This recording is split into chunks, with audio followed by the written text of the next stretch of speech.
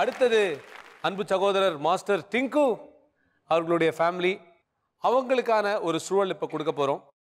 எந்தெந்த மாதிரி சூழ்நிலையில் உங்கள் மருமகளை நீங்கள் என் மருமக மாதிரி இருக்கணும் அப்படின்ட்டு உதாரணம் காமிச்சிருக்கீங்க? இந்த மாதிரி ஒரு 3 விஷயங்கள் எங்களுக்காக சொல்லுங்கள். மெயினாக அவள் வீடு நல்லா நீட்டாக வச்சுப்பாங்க. ஓகே. நம்மளே நினைக்கும் குழந்தைய வச்சு எப்படி பண்ணுவான்னு யோசிக்கிறதுக்குள்ளே கண்ணு மூடி திறக்கிறதுக்குள்ளே பண்ணி முடிச்சிருப்பான். ரெண்டாவது என்னென்னா என் டிங்கு கொஞ்சம் கோவக்காரு. யார் அவரா? கொஞ்சம் கோவக்காவனே. ஆனால் அது எங்கிட்ட கொஞ்சம் காமிச்சா நான் கொஞ்சம் மூட் ஆஃப் ஆகும். அது ஒரு இது. ஆனால் அவள் அதை அட்ஜஸ்ட் பண்ணிடுவான் நல்லா. என்கிட்ட சொல்ல அம்மா அவரை அப்படிதான், நீங்க ஏன் அதெல்லாம் பெருசாக்கிங்க, வேற வேலை இல்லை உங்களுக்கு அப்படின்ட்டு அவளும் நல்லா அதை அட்ஜஸ்ட் பண்ணி எப்படியோ அது மை பண்ணி சரி பண்ணிடுவா. அது அட்ஜஸ்ட் பண்ற மாதிரி இல்லம்மா, அது இக்னோர்னு நினைக்கிறேன். அவர் அப்படிதான் விட்டுருங்க. அப்படி இல்லை அவளுக்கு தெரியும் அது அவரை எப்படி கன்சல்ட் பண்ணி அந்த மேட்ரு இதாக்கணும் தெரியும். மூன்றாவது எனக்கு தெரிஞ்சு அப்படின்னா யாருக்கிட்டையும் பொறாமப்படுறது ஒரு ஜெலஸ் அப்படிலாம் ஒன்றும் இல்லை. இப்போ சொந்தத்தில் இருந்தாலும் சரி ஃப்ரெண்ட்ஸ் எல்லாம் அவங்க அப்படி செய்கிறாங்களே நம்ம இப்படி செய்ய முடியலையா அந்த ஒரு இதில் எந்தெந்த நேரத்தை எப்படி இருக்கோ அது அவள் பாட்டுக்கு இருந்துட்டு இருப்பான். அதுக்கு ஒரு பொறாமை வச்சுட்டு ஜலஸ் வச்சு குத்தி பேசுறது அதெல்லாம் நான் இது வரைக்கும் பார்த்தேன். அது எல்லார்கிட்டையும் பெருமை இந்த 3 விஷயம் சொல்லிட்டே இருப்பேன். சூப்பர். கவிதா, உங்க மாமியார் உங்களை பற்றி ஒரு 3 விஷயங்கள் சொல்லியிருக்காங்க.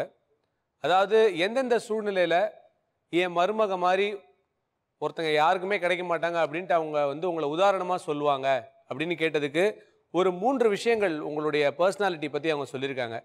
அந்த 3ம் என்னவாக இருக்கும்? வீடெல்லாம் ரொம்ப கிளீனாக வச்சுப்பேன். அப்புறம் ரொம்ப பொறுமையாக இருப்பேன். ரொம்ப தேவையில்லாமல் பேச மாட்டேன். எதுலேயும் இன்வால்வ் ஆக மாட்டேன். ஏதாவது சொன்னாங்கன்னா அப்படியா அப்படின்னு கேட்டுப்பேன். நான் டெய்லி சாமி கும்பிட்றது அவங்களுக்கு ரொம்ப பிடிக்கும். ஸோ உங்கள் மாமியார் என்னென்ன விஷயங்கள்லாம் அவங்கள பற்றி சொல்லியிருக்காங்கன்றது உங்களுக்கு தெரியணும் இல்லையா? அப்போ நீங்கள் இங்கே வாங்க, அவங்க என்ன சொன்னாங்கன்றது நம்ம 2 பேரும் சேர்ந்தே பார்க்கலாம்.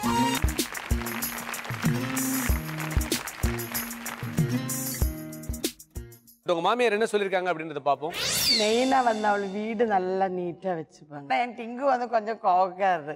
ஆனால் அவள் அதை அட்ஜஸ்ட் பண்ணிடுவான் நல்லா. எனக்கு தெரிஞ்சு அப்படின்னா யாருக்கிட்டையும் பொறாமப்படுறது ஒரு ஜெலஸ் அப்படிலாம் ஒன்றும் இல்லை.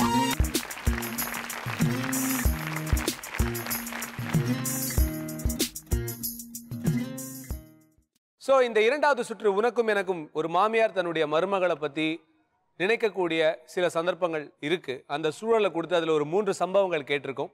இதில் எல்லா மாமியாரும் மருமகளை பற்றி சொன்ன விஷயங்கள் கண்டிப்பாக இதுலேருந்து சில விஷயங்கள் உங்கள் வீட்டில் கூட நீங்கள் யோசித்து பார்த்துருப்பீங்களா? நீங்கள் மருமகளாக இருந்தாலும் சரி, மாமியாராக இருந்தாலும் சரி, இல்லை ஒரு கணவராக இருந்தாலும் சரி, இதை கண்டிப்பாக யோசித்து பார்த்துருப்பீங்கன்னு நான் 100% சொல்கிறேன்.